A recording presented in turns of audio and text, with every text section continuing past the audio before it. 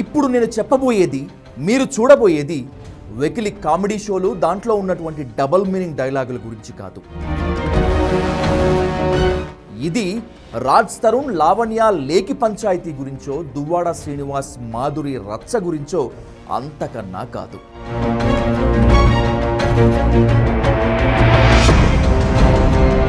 ఇప్పుడు నేను పూసగుచ్చినట్లు వివరించబోయేది దేశం యావత్తు తలదించుకోవాల్సిన మరో నిర్భయ ఘటన గురించి.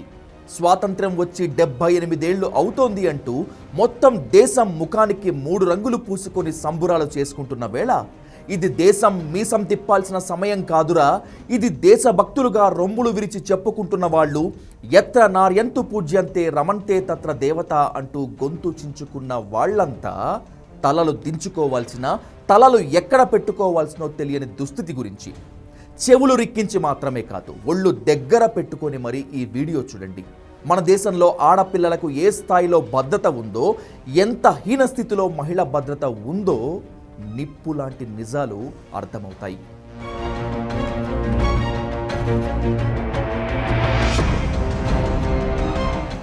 అది ఆగస్టు 9. కోల్కతాలోని ప్రఖ్యాత ఆర్జేకర్ ప్రభుత్వ వైద్యశాలలో ఒక్కసారిగా కలకలం పుట్టింది. సెమినార్ హాల్లో ఓ వైద్యురాలి మృతదేహం పడి ఉంది. అది కూడా అత్యంత అమానవీయ స్థితిలో ఉందనేది వార్తా సారాంశం. ప్రభుత్వ వైద్యశాలలో రోగులు చనిపోవటం సాధారణమైన పరిస్థితిలో వైద్యురాలు, అది కూడా నగ్నంగా ఉండటం ఏమిటి, తీవ్ర రక్తస్రావంలో పడి ఉండటం ఏమిటనే అనుమానాలు వెంటాడుతుండగానే మృతురాలి తల్లిదండ్రులకు ఆర్జేకర్ మెడికల్ కాలేజ్ యాజమాన్యం నుంచి ఫోన్ కాల్. మీ అమ్మాయి సూసైడ్ చేసుకొని చనిపోయింది, కారణాలు మాకు తెలియటం లేదు, మీరు వచ్చి మృతదేహాన్ని స్వాధీనపరచుకోండి అని ఫోన్ కాల్. 2 రోజులుగా డ్యూటీలో ఉన్న బిడ్డ చనిపోయిందా, అది కూడా ఆత్మహత్య చేసుకుందా అనే కన్నీటి సముద్రాన్ని ఈదుకుంటూ వచ్చారు తల్లిదండ్రులు. కానీ అక్కడ జరిగింది చూసి తెలుసుకొని గుండెలు పగిలేలా రోదించారు. ఎందుకంటే ఆ లేడీ డాక్టర్ సూసైడ్ చేసుకొని చనిపోలేదు, ఆమెను అత్యంత దారుణంగా, అత్యంత కిరాతకంగా రేప్ చేసి చంపేశారు.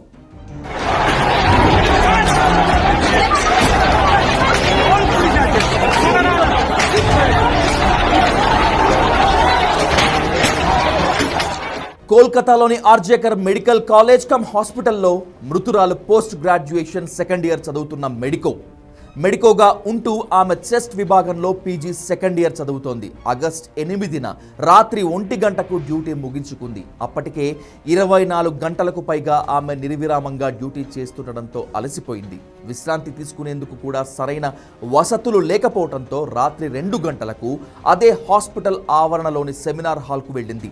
కనీసం 2 గంటలైనా సరే నిద్రపోవాలని అనుకోవటమే ఆమెకు శాపమైంది. తెల్లారేసరికి శవంగా మారింది. మెడికల్ కాలేజ్ ప్రిన్సిపల్ ఇచ్చిన సమాచారం మేరకు ఇది సూసైడ్ గానే అనుకున్న కోల్కతా పోలీసులు ఆమె డెడ్ బాడీని చూసిన తర్వాత ఇది ఆత్మహత్య కాదు, ఇది రేప్ అండ్ మర్డర్ అని తేల్చారు. పోస్ట్ మార్టం చేస్తే కానీ నిజాలు బయటకు రావని భావించి పోస్ట్ మార్టం చేయించారు. దీంతో ఒళ్ళు గగురు పొడిచే నిజాలు వెలుగు చూశాయి.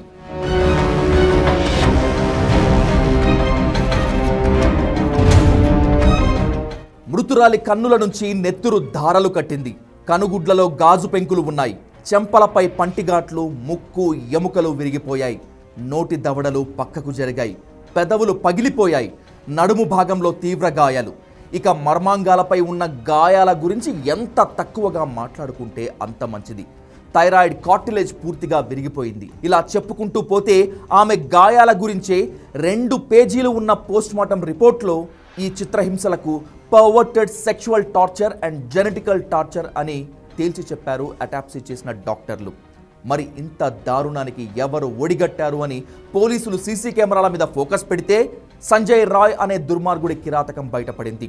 సంజయ్ రాయ్ కదలికలను పూర్తిగా సీసీ కెమెరాల్లో పరిశీలించాక మృతురాలి డెడ్ బాడీ పక్కనే ఉన్న బ్లూటూత్ డివైస్ సంజయ్ రాయ్ మొబైల్తో రెగ్యులర్ కనెక్టివ్ ఉందని నిర్ధారించుకున్న తర్వాత అతని ఇంట్లో తాపిగా నిద్రపోతుండగా వాణ్ణి అరెస్ట్ చేశారు. అసలు ఎవడు వీడు, మృతురాలికి వీడికి ఏం సంబంధమని కూపిలాగితే సంజయ్ రాయ్ 2019 నుంచి కోల్కతా పోలీస్ డిపార్ట్మెంట్కు అనుబంధంగా పనిచేస్తున్న పౌర సేవల విభాగంలో వాలంటీర్. పేరు సివిల్ అండ్ సివిక్ వాలంటీర్ అయినప్పటికీ సంజయ్ రాయ్ ప్రవర్తన అత్యంత వివాదాస్పదం. 4 పెళ్లిళ్ళయ్యాయి.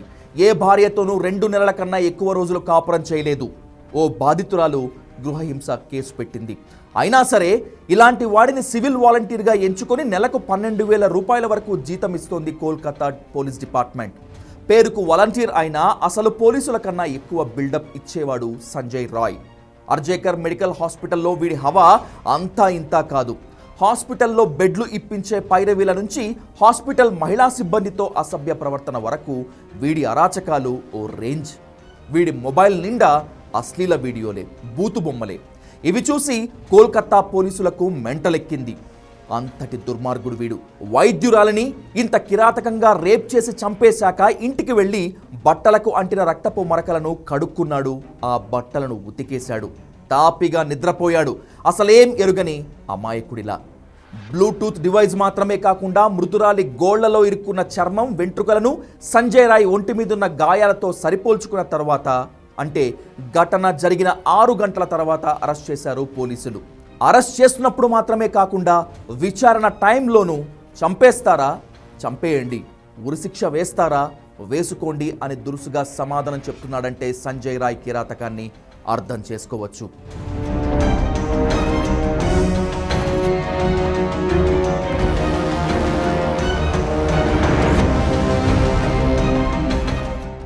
తొలుత అందరూ ఇది సంజయ్ రాయ్ అనే దుర్మార్గుడు ఒక్కడే చేశాడు అనుకున్నారు. సాధారణంగా ఓ పురుషుడికి ఒకసారి కేవలం 1.5 నుంచి 5.0 మిల్లీలీటర్ల వీర్యం మాత్రమే రిలీజ్ అవుతుంది. కానీ మృతురాలి దేహంలో సెమెన్ను బట్టి it's a gang rape and brutal murder అని నిర్ధారించారు. ఈ దారుణ మారణకాండ తెలుసుకున్న తర్వాత జూనియర్ డాక్టర్లు, మెడికోలు అంతా కదం తొక్కారు. సీఎం మమతా బెనర్జీ గవర్నెన్స్ పైన, బాధ్యత రాహిత్యం పైన మాత్రమే కాకుండా బాధ్యత రాహిత్యంపై గర్జించారు. న్యాయం కావాలంటూ మృతురాలి తల్లిదండ్రులు బెంగాల్ హైకోర్టుకు వెళ్లడంతో కేసు సిబిఐకు ట్రాన్స్ఫర్ అయింది. ప్రిన్సిపల్ సందీప్ ఘోష్ పై సిబిఐ అధికారులు ఫోకస్ పెట్టారు. ఇది సూసైడ్ కానప్పటికీ ఎందుకు ఆత్మహత్య అని పేరెంట్స్కు చెప్పారు. అయినా ఆ సమయంలో సెమినార్ హాల్లో ఏం పని అంటూ రెచ్చగొట్టే వ్యాఖ్యలు సందీప్ ఘోష్ ఎందుకు చేశాడు? ఘటనను చూసి సిగ్గుతో తలదించుకోవాల్సింది పోయి ఎందుకు రిజైన్ చేసి వెళ్ళిపోయాడు? రిజైన్ చేసిన 2-3 రోజులకే వేరొక మెడికల్ కాలేజ్ ప్రిన్సిపల్గా ఎలా అపాయింట్మెంట్ ఆర్డర్ తెచ్చుకోగలిగాడు? మమతా బెనర్జీ సర్కార్లో సందీప్ ఘోష్కు ఉన్న పలుకుబడి ఏమిటి అనే దిశగా ఫోకస్ పెట్టింది సిబిఐ. అత్యంత వివాదాస్పద ప్రిన్సిపాల్గా పేరున్న సందీప్ ఘోష్పై కోల్కతా హైకోర్టు కూడా ఆగ్రహం వ్యక్తం చేసింది. లాంగ్ లీవ్లో ఉండటం మాత్రమే కాకుండా విచారణకు తప్పనిసరిగా సహకరించాల్సిందేనంటూ ఆదేశాలు జారీ చేసింది. రేప్ అండ్ మర్డర్ ఆరోపణలు ఎదుర్కొంటున్న సంజయ్ రాయ్ మాత్రమే కాదు, ప్రిన్సిపల్ సందీప్ ఘోష్ మరొక డ్యూటీ డాక్టర్ మీద కూడా సీఎం మమతా బెనర్జీతో సహా దేశం మండిపడుతోంది. సీఎం కావచ్చు కానీ మమతా బెనర్జీ ఓ మహిళ. సాటి మహిళకు జరిగిన దారుణంపై మానవత్వంతో స్పందించాల్సింది పోయి నిందితులకు వంత పాడినట్లు అనిపిస్తోందని ఫైర్ అవుతున్నారు డాక్టర్లు, మెడికోలు. చూశారుగా, 78వ స్వాతంత్ర దినోత్సవం జరుపుకుంటున్నామని సంకలు గుద్దుకుంటున్న వేళ, బేటీ పడావో బేటీ బచావో అంటూ గొంతెత్తి అరుస్తున్న వేళ ఓ ఆడబిడ్డకు జరిగిన అన్యాయం, ఓ అమాయకురాలిపై జరిగిన ఘాతుకం, ఒళ్ళు గగురు పొడిచే రీతిలో ఉన్న నిందితుల క్రూరత్వాన్ని, వీటి గురించి ఏం మాట్లాడుకోవాలి? ఇప్పుడు తలదించుకోవడం తప్పితే అయేషా మీరా నుంచి నిర్భయ వరకు, నిర్భయ నుంచి ఇప్పుడు మాట్లాడుకుంటున్న కోల్కతా లేడీ డాక్టర్ వరకు మహిళలకు జరుగుతున్న అరాచకాలను చూసి మనమంతా తలలు ఎక్కడ పెట్టుకోవాలి? బతికున్నప్పుడు మాత్రమే కాదు, చనిపోయాక కాదు, చంపేశాక కూడా అత్యాచారాలు చేస్తున్న దుర్భర భారతం ఇది. ఇప్పుడేం చేయాలి? ఏం చేద్దాం? సిగ్గుతో తలదించుకుంటే సరిపోతుందా? మన ఆడబిడ్డలకు మనమే రక్షణ కల్పించలేకపోతున్నందుకు సామూహికంగా ఆత్మహత్యలు చేసుకుంటే సరిపోతుందా? ఏం చేయాలో చెప్పండి, ఏం చేద్దామో చర్చించండి.